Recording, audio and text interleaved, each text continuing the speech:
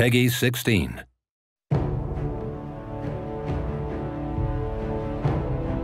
July update is filled with a couple of updates. I mean, things that the community has asked for. It's got PvP changes that people have been asking for. It's got the raid layer prestige. We've got the summer event that we're shipping. Solstice of Heroes is the event that the tower is celebrating. You're gonna go into the tower, and from the tower, you'll talk to the event statue, which is it's cool, like chiseled statue. Kind of like Josh Hamrick, chiseled. He's as chiseled as Josh Hamrick.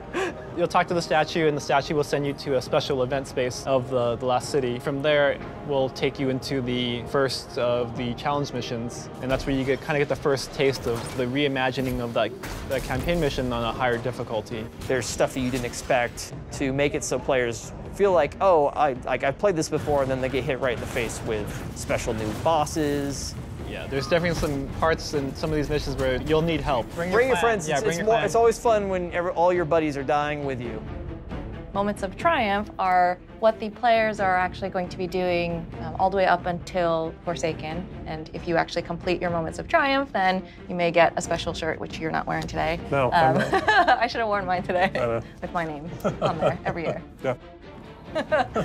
We've got bounties coming back for the first time in D2. Those will be on the Crucible and Vanguard vendors. We've got the 6v6 quick play node that we're adding that's going to be permanent. So Iron Banner in this update, we basically put more theming on it, more Iron Banner motifs. So we replaced the control zone flags with fire pits that ignite when you capture them. Seriously? And yeah. That sounds awesome. There's wolves howling when you get a power play. And the big change is when you have a power play, the zones lock for 20 seconds, and so they can't be recaptured. It plays very different. It's a lot of fun. For the sandbox, a bunch of exotic armor updates, and we've got a bunch of new exotic weapon catalysts coming out. I'm very excited about the Karnstein Armulets for the Warlock. Magic. Vampire Claw. Yeah, you're gonna be magicking and vampiring and fireworks.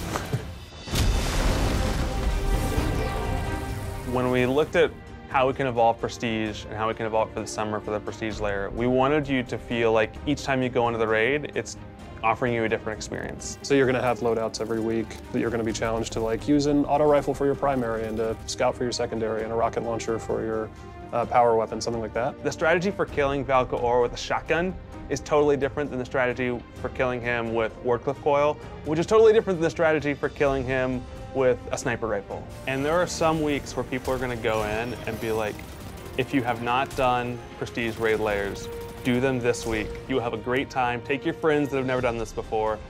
And there are other weeks where you're like, oh, this is hard. Like, I don't know how to do this boss with this weapon, right? Like, how do we make this work?